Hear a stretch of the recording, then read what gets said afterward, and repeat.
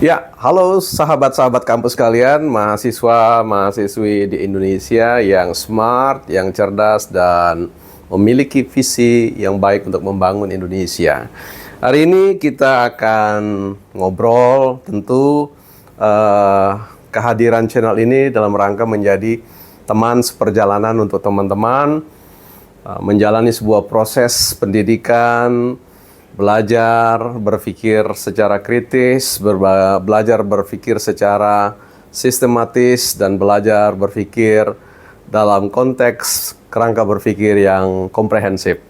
Nah, saya mau nanya, kira-kira bagaimana perjalanan teman-teman, pengalaman teman-teman dalam rangka menuliskan pikiran-pikirannya ke dalam bentuk penulisan karya ilmiah atau artikel-artikel yang dimintakan oleh kolega-kolega dosen, dan bagaimana dengan perjalanan skripsi teman-teman, tesis dan disertasi? Apakah semuanya berjalan lancar atau fine-fine saja, atau mungkin teman-teman ada pada satu kondisi yang stagnan atau ya bingung untuk bagaimana menyelesaikan semuanya?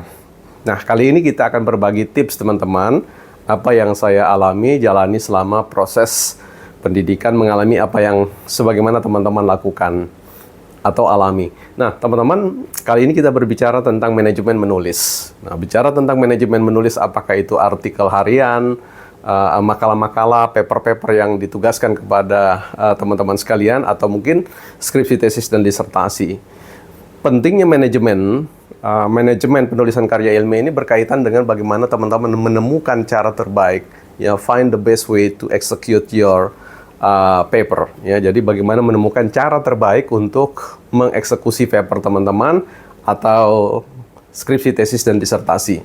Dalam konteks manajemen ini, setiap orang tentu punya cara yang berbeda-beda, punya kebiasaan-kebiasaan yang berbeda-beda, dan tentu hasil yang berbeda-beda. Karena itu teman-teman, kunci dari konten ini adalah bagaimana teman-teman menemukan apa yang khas diri Anda, apa yang kompatibel atau cocok dengan gaya menulis teman-teman, habit teman-teman di dalam belajar. Nah, kali ini apa yang cocok bagi saya, mudah-mudahan juga bisa dicontoh atau mungkin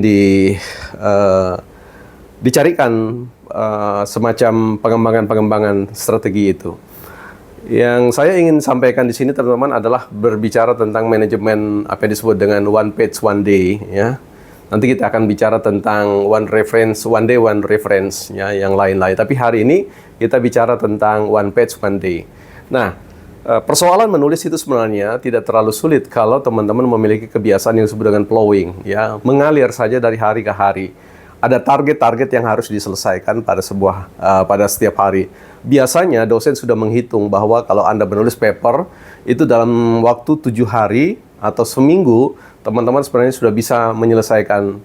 Tuntutan seorang dosen kalau di bidang paper itu biasanya 7-15 halaman. Teman-teman mampu menuliskan apa yang dipikirkan, apa yang menjadi sebuah isu atau masalah yang teman-teman ingin sampaikan di dalam tulisan itu.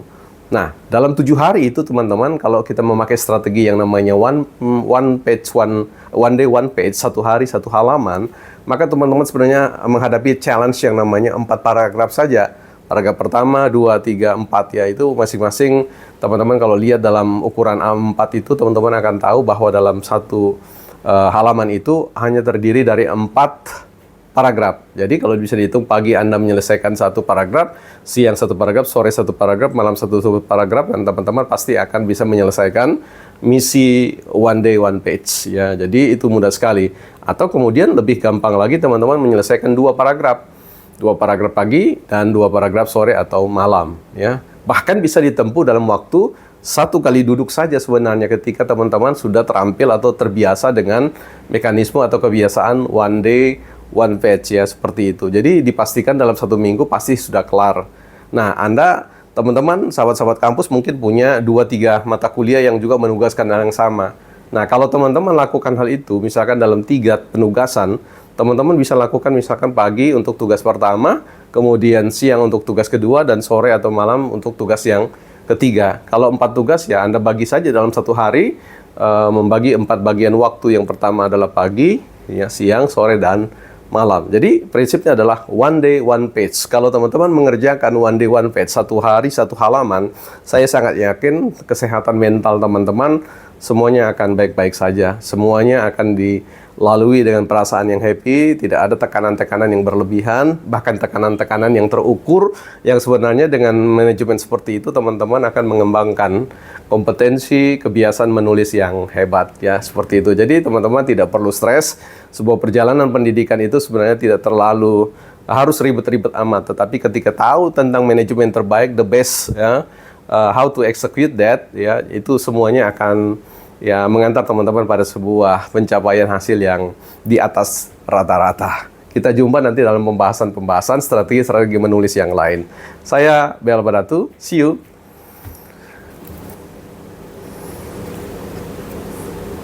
Ya, teman-teman, pastikan bahwa semangat, inspirasi, energi itu boleh tumbuh di dalam perjalanan hidup teman-teman.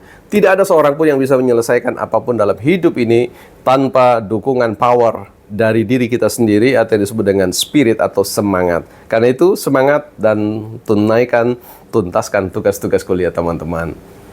See you.